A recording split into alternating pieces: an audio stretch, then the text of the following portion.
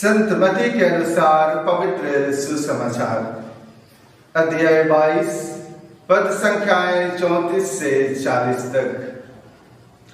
जब फरीसियों ने यह सुना कि ईसा ने सदूकियों का मुंह बंद कर दिया था, तो वे इकट्ठे हो गए और उनमें से एक शास्त्री ने ईसा की परीक्षा लेने के लिए उनसे पूछा, गुरुवर, संहिता में सबसे बड़ी आज्ञा कौन सी है?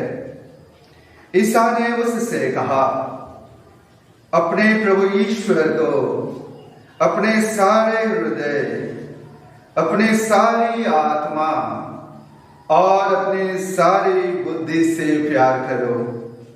यह सबसे बड़ी और पहली आज्ञा है।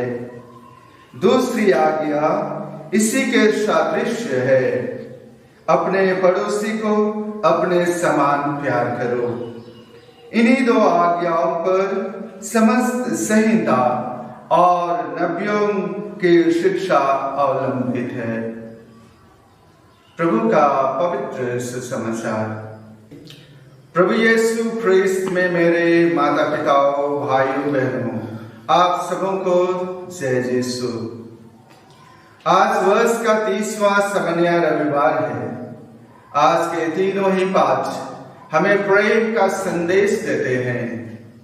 इस संदेश को हम एक छोटी सी कहानी के माध्यम से समझने का प्रयास करेंगे। किसी शहर में एक सीधा साधा भला मनुष्य रहता था। वह हमेशा दूसरों की भलाई सोचता और करता था। लोग उसके द्वार पर सहायता मांगने के लिए रोज दिन आया करते थे। वह व्यक्ति किसी का इनकार नहीं करता था। अपनी उदारता के लिए वह पूरे शहर में प्रसिद्ध था। एक दिन जब वह नींद से जागा, तो उसके अपने सिरहाने पर एक देवदूत को बैठा हुआ पाया, जो स्वर्गीय पुस्तक में उन सब का नाम लिख रहा था जो ईश्वर को प्यार करते थे। तब वह मनुष्य उस देवदूत से पूछा कि उसका नाम उस पुस्तक में है अथवा नहीं। इस पर देवदूत ने उन्हें नकारात्मक जवाब दिया। इस पर उस मनुष्य ने देवदूत से अनुनय विनय किया कि मेरा नाम कम से कम उन लोगों के साथ लिखा जाए जो दूसरों को अपने समान प्यार करते हैं।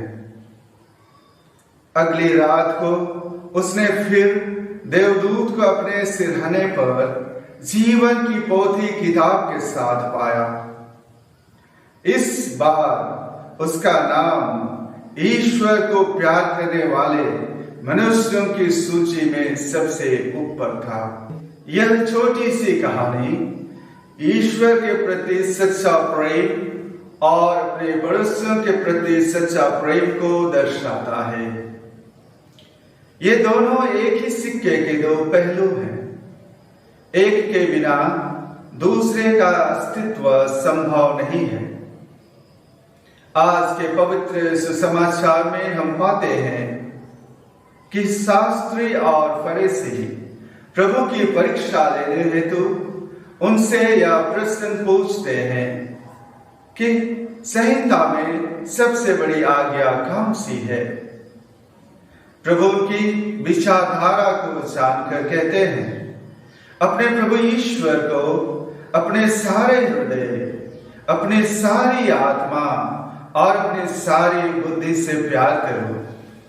और व्यवहारिकता को छोड़ते हुए उनसे कहते हैं, और अपने पड़ोसियों को अपने समान प्यार करो। इन्हीं आज्ञाओं में सारे संहिता निहित हैं। ख्रीस्त में मेरे माता पिताओं, भाइयों बहनों, शास्त्री और फरीसी संहिता के पालन में विश्वास करते थे।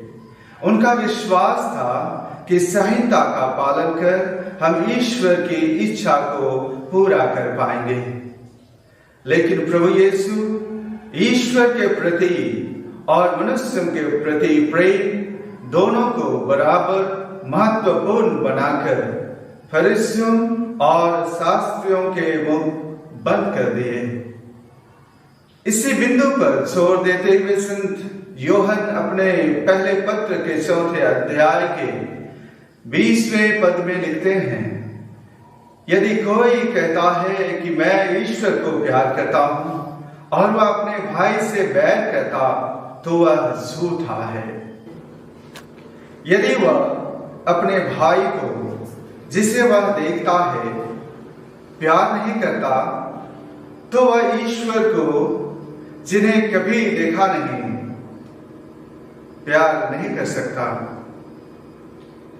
ईश्वर के प्रति प्रेम और अपने पड़ोसियों के प्रति प्रेम को अन्य सभी आज्ञाओं की अभिव्यक्ति बनाकर प्रभु यीशु उस समय प्रचलित एक तरफा प्रेम की अभिव्यक्ति के विरुद्ध प्रतिक्रिया व्यक्त करते हुए यह दिखलाना चाहते हैं कि सच्चे प्रेम की अभिव्यक्ति त्रिआयामी होनी चाहिए, अर्थात ईश्वर के प्रति प्रेम, दूसरों के प्रति प्रेम और अपने प्रति प्रेम।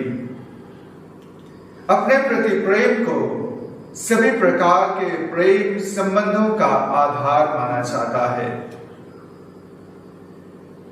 लेकिन इस बिंदु पर मैं कहना चाहूंगा, आए दिनों में आत्महत्या की संख्या में भारी वृद्धि हुई है।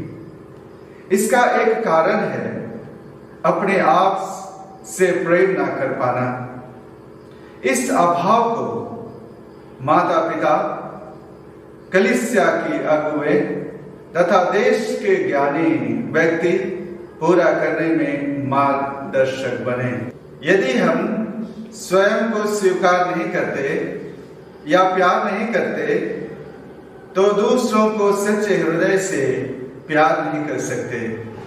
संत पौलुस कहते हैं, मैं नहीं जीता हूं, मेरे द्वारा प्रभु जीता है। हम इस तथ्य को अच्छी तरह से समझें और आत्ममंथन करें। हम फरीसी और शास्त्री ना बने। वे ईश्वर के नाम पर पड़ोसी के प्रति प्रेम को अपने पैरों तले रौंद दिए।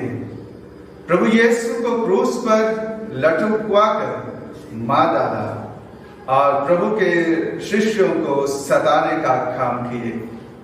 इन सभी कुरीतियों से दूर रहें और आज के पहले तथा दूसरे पाठ में दिए गए संदेशों को अपने जीवन में अपनाएं।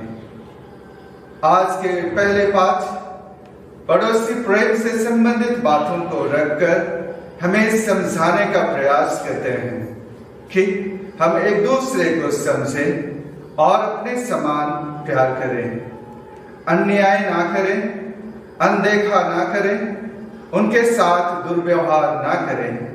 जो अनाथ और विधवाएं हैं उनका आदर करें, सेवा करें और प्रभु की इच्छा को पूरा करें।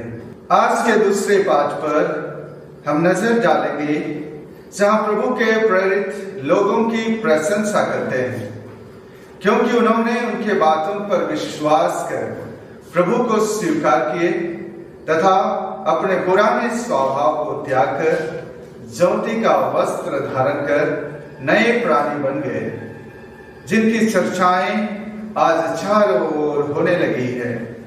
आज विश्व में कैथोलिक कलीसिया सब ओर फैल गई है और तेजी से फैल रही है। हम प्रार्थना करें कि ईश्वर हमारी बल और शक्ति बने, हमें सेवकाई के कामों में प्रेरणा प्रदान करे, जिससे कि हम प्रभु के सच्चे संदेशवाहक बने, अपने को और एक दूसरे को प्यार करें तथा अंत तक ईश्वरीय प्रेम में बने रहें। ईश्वर आप सबको आशीष प्रदान करे। आमीन।